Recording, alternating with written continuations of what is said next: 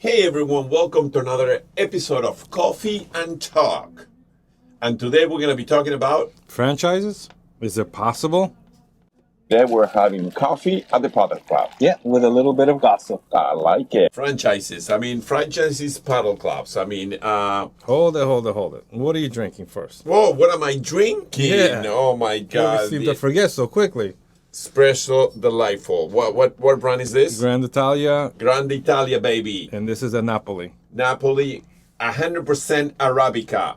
2 espresso shots, nice, sweet, and full of power, baby. You need it. Yeah, I you should need do a it. couple other Yeah. ones, man. All right, so let's talk about franchise. Franchise. We've seen here in the United States Conquer Paddle coming out with this franchising system. Is there room for franchise here? I mean, what are the basic things that are needed for franchise, and is it missing any of it? It's my thought about franchise is first you need to have a proven concept. Mm-hmm. Without a proven concept, you can't expand. Right. You know, you got to have the first McDonald's before you can have many more McDonald's. Right. If you don't have a proven concept, and with this, paddle is very community oriented. You know, one thing is for you to have a club in Arkansas, and the next one is completely different if you want to have a club in Miami or you know, the Midwest, Chicago. Right. Completely different world. I mean, different people, and when you have to be local. You know, you have to know your local people. So when we talk about franchises, you know, copy paste the same concept in one place to another. That's going to be difficult. I don't know. What are your thoughts? I mean, no, that won't work. But that we're not. I don't think we're really technically talking about that, right? Because you're going to employ people within the community. I think we're talking about mostly process, right? The process policy is a process. That's going to stay the same, and you have a formula, right? That's one. You know, the other one is the big one. Is a part where I think we're not there yet, and I think that's going to be hinder from possibly making franchise is the real estate. So unfortunately, we're limited with real estate for indoor, especially, and that's what we're kind of talking about indoor. Especially if you're outside, let's say the sunny states, you're gonna need indoor, right? So you can have a full year playing. You're limited with space unless you're building from ground up, and that can be very costly, and it can also take some time. So that's, I think, the biggest problem. There's not like unlimitless of real estate, you know, warehouses. So you have to try to find these warehouses. So that's where you're having that I think that's where we're having the problem. And right now, paddle is not big enough yet. So let's just say paddle's growth is high, as we're at a peak. We have unlimited real estate when it comes to warehouses. And can franchise exist? Could. It could, you know, but you make a good point. Like, not every area is the same. So that formula has to be based on day-to-day and the functionalities of the club. And behind it, obviously, there has to be a lot of tools that this person's coming in. So if you're buying a franchise, you're buying into something that's already successful, something that people already know. Okay. So they've been marketing it. People already know this brand, right? And you're coming in, you don't need to know about day-to-day. You don't really need to know that much. You may be about paddle, yes, but day-to-day, not really. You come in, there's directions, this is what I do, this is what I do, and this is fine. This is how I do things. Now, I know my community and I know paddle. Yes. You know, so that part, I think, is key. You know, that's one of the parts. That person running it as a franchise has to know about paddle, has to be involved in the community. The franchisee selling the franchise has to have the formula and day-to-day. You know what I'm saying? So that could stay the same, but the part with the community and knowing the people that are developing the community is very, very important. And then obviously the real estate. And then the money. The other part is the money. Who's going to put the money? The person buying the franchise has to invest a large amount of money. On average, most, you know, small franchises are under a couple $100,000. You know, you're going to buy a franchise that is, you know, as a warehouse, you're going to go up over $1 million. Yeah. You know, so there's a lot of areas there that may hinder from, you know, being able to do a franchise. Okay, so but there are different type of franchises. You know, it's let's talk about the Equinox. Let's say Equinox. Equinox is a gym, right? And you go to a gym in Chicago or New York, an Equinox gym, and you get the same type of service, same experience. The real estate is different. You don't have to have 28 feet high ceilings. Exactly. So you have more real estate options. No, but what I'm going is this, that, you can have the same processes, right? But if you don't have, let's say now you want to do a franchise of whatever, this club, right? So, but in the Proven Concept Club, you have 7 courts. Mm-hmm. Now, your club that you want to do this franchise is only 4 courts. Yeah. So now, those processes, they have to be adaptable to 4 courts and not to 7. Well, it's a whole totally different area. So, for instance, that 7 courts may the people that may support with the people playing. In the 4 courts, maybe it's an area where people don't know paddle too much, so maybe a good start.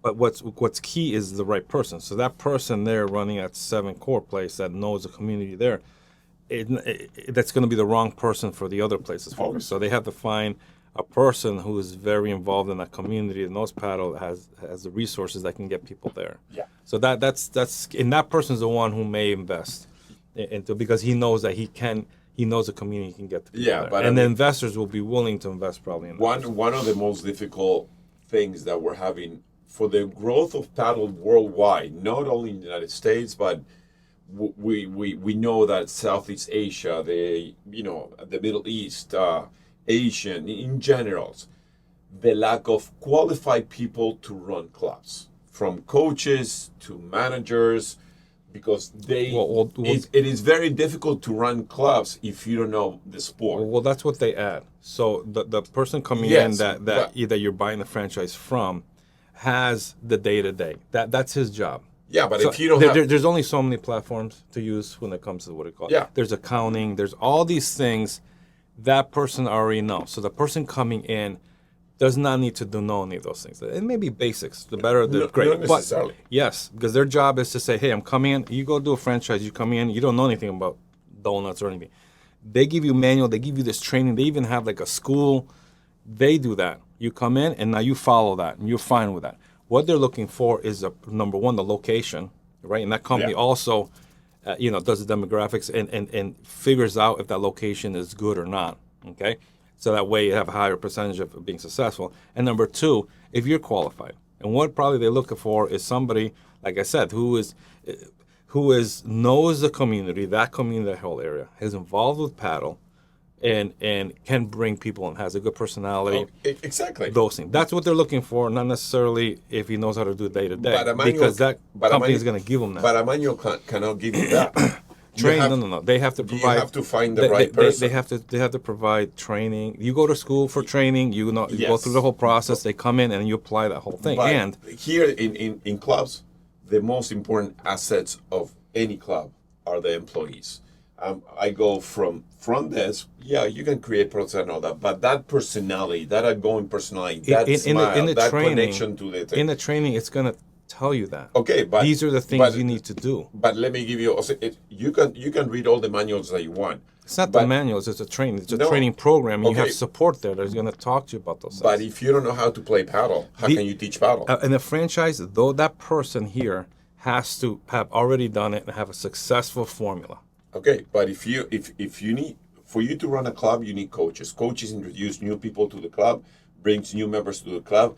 Is the heart of the community. I think we're talking about two different things. No, but what I'm saying is when you bring a franchise, one thing is for you to run a front desk and all that. That's easy to read. I'll give you an example. In my experience coming from the industry that I'm in, which is home care, I've been doing it for 20 years. I have a formula that works. I don't have a franchise, but I have invested and have, consulting equity in many companies. And I apply the same formula because it works.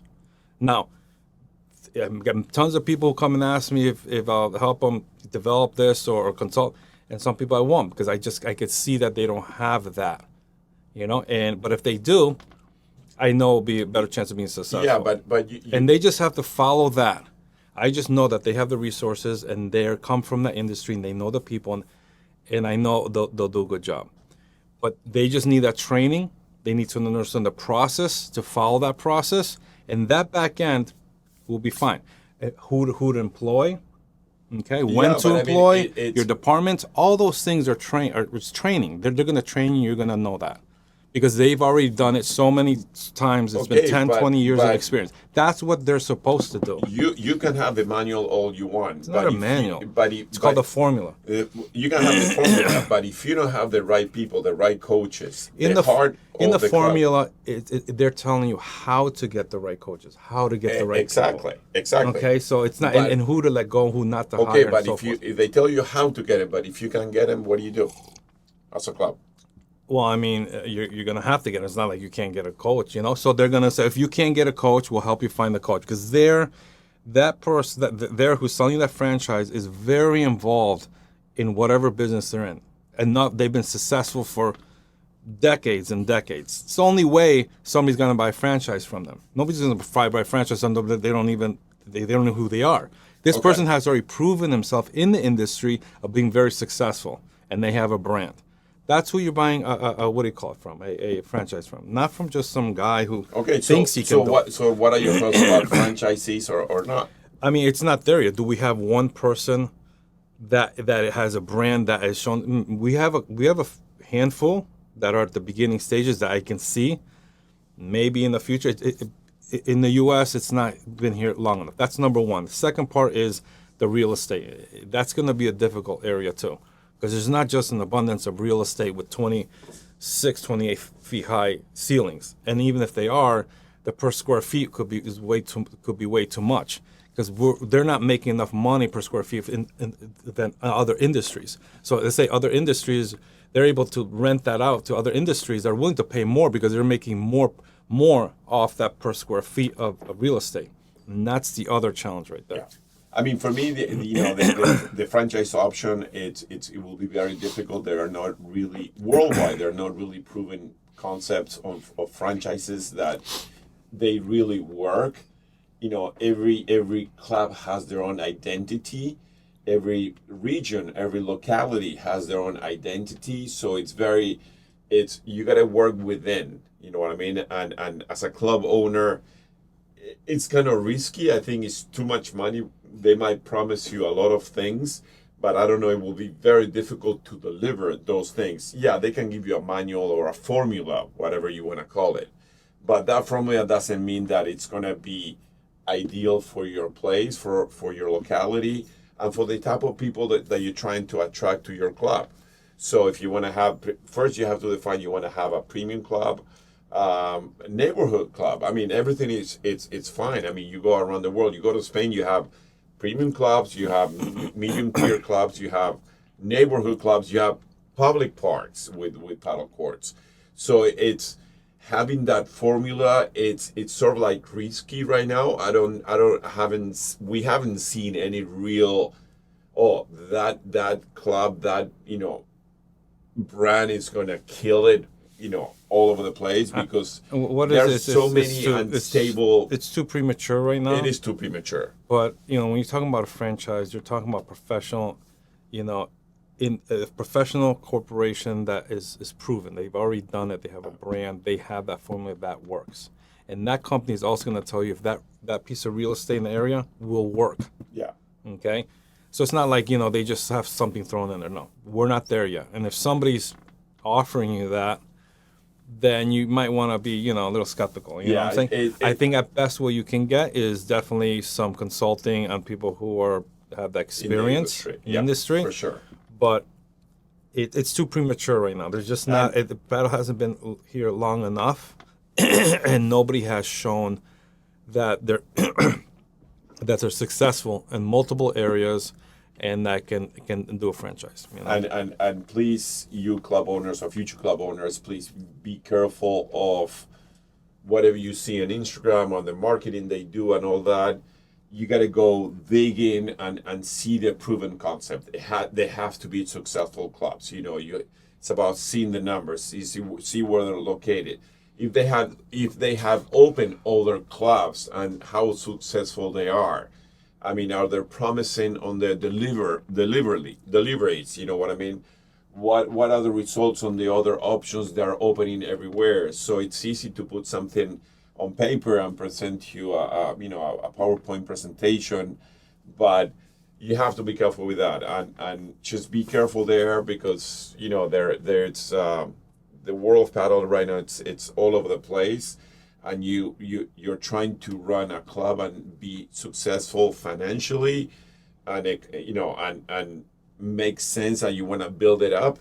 So you have to be careful what they're promising to what the reality of the paddle world is right now. Yeah. So many times you're getting into it, you're nervous, you don't have the experience, and you have somebody there telling they can do this, they can do that. So sometimes you may be tempted to go with a friend, but remember, they're supposed to add value to what you're doing, not just take a percentage out, take money out, and leave you hanging. So, like I said, I think it's a little too premature right now for that, and there's a few areas there that may hinder this from ever having franchises. Yeah. Real estate is one of the big ones. So and the most important thing, guys, I think the best way for you guys to go is consulting. Talking to the experts, talking to people that are in the industry. We can help on that, because we live it every single day. We see what's happening all over the country and all over the world.